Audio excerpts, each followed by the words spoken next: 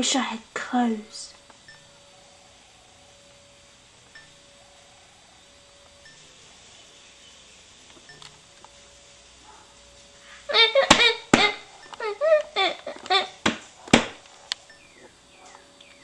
You cannot help.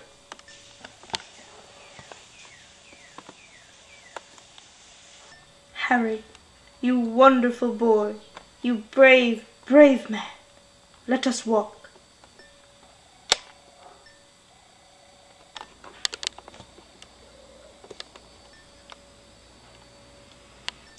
But you're dead.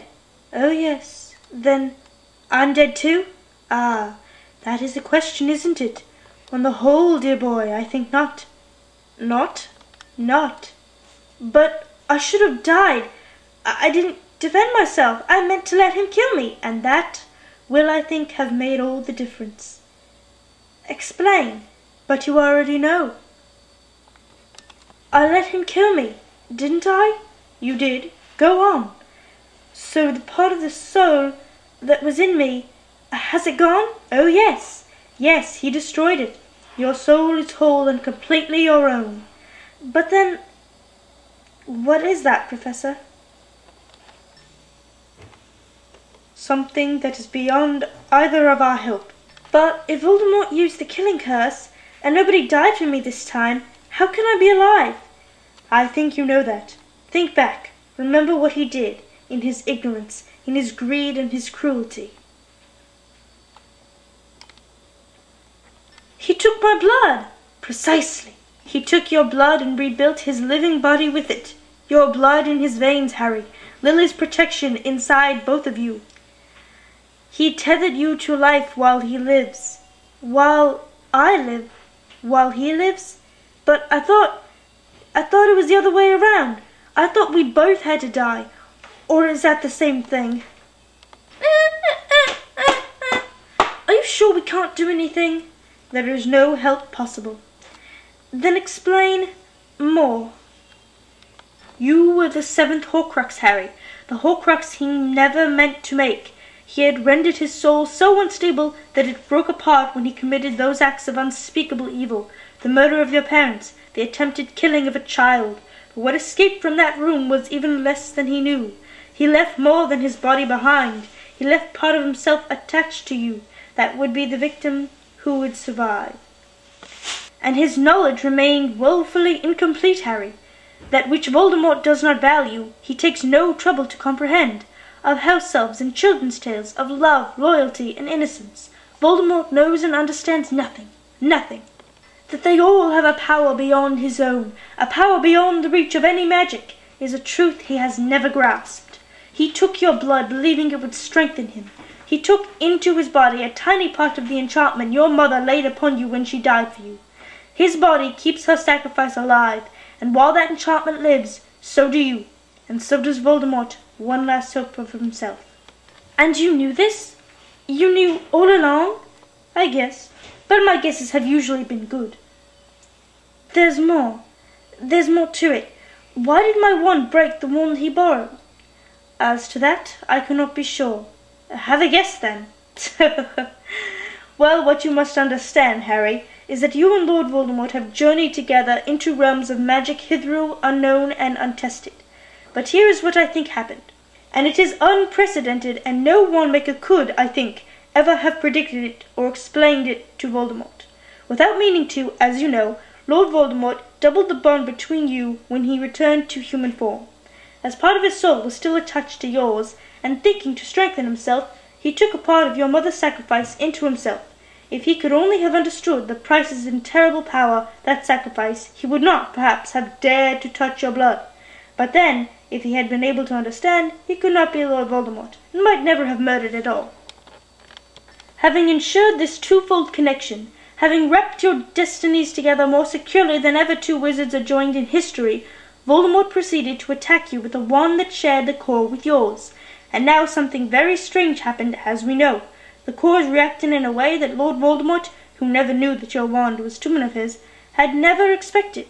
He was more afraid than you were that night, Harry. You accepted, even embraced the possibility of death, something Lord Voldemort has never been able to do. Your courage won. Your wand overpowered his, and in doing so, something happened between those wands, something that echoed the relationship in their masters. I believe that your wand imbibed some power and qualities of Lord Voldemort's wand that night, which is to say that it contained a little of Voldemort himself. So your wand recognized him when he pursued you, recognized a man who was both kin and mortal enemy, and it's registered some of its own magic against him, magic much more powerful than anything Lucius's wand had ever performed. Your wand now contained the power of your enormous courage, and of Voldemort's own deadly skill. What chance did the poor stick of Lucius Malfoy stand? But if my wand was so powerful, how come Hermione was able to break it? My dear boy, its remarkable effects were only directed at Voldemort, who had tampered so ill-advisedly with the deepest laws of magic. Only toward him was that wand abnormally powerful. Otherwise it was a wand like any other, though a good one, I am sure. He killed me with your wand. He failed to kill you with my wand. I think we can agree that you are not dead, though, of course, I do not minimize your sufferings, which I am sure were severe. I feel great at the moment, though. Where are we exactly? Well, I was going to ask you that. Where would you say that we are?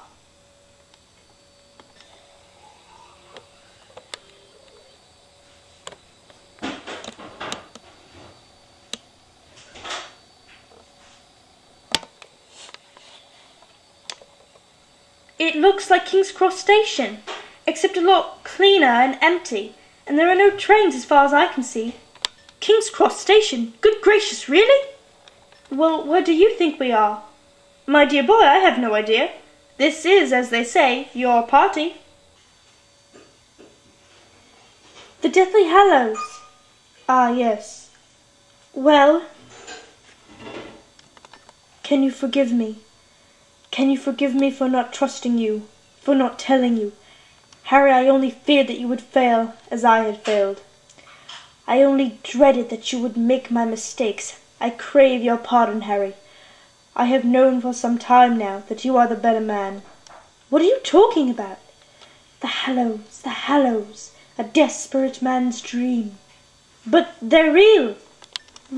Real and dangerous and lure for fools. Okay, let's try that again. Real and dangerous and a lure for fools. And I was such a fool. But you know, don't you?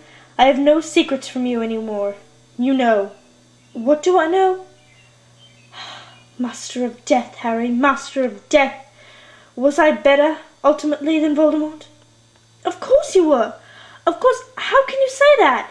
You never killed if you could avoid it. True, true. Yet I too sought a way to conquer death, Harry. Not the way he did. Hallows, not Horcruxes. Hallows, not Horcruxes, precisely. Grindelwald was looking for them too. Yes, it was the thing above all that drew us together. Two clever, arrogant boys. We shared an obsession.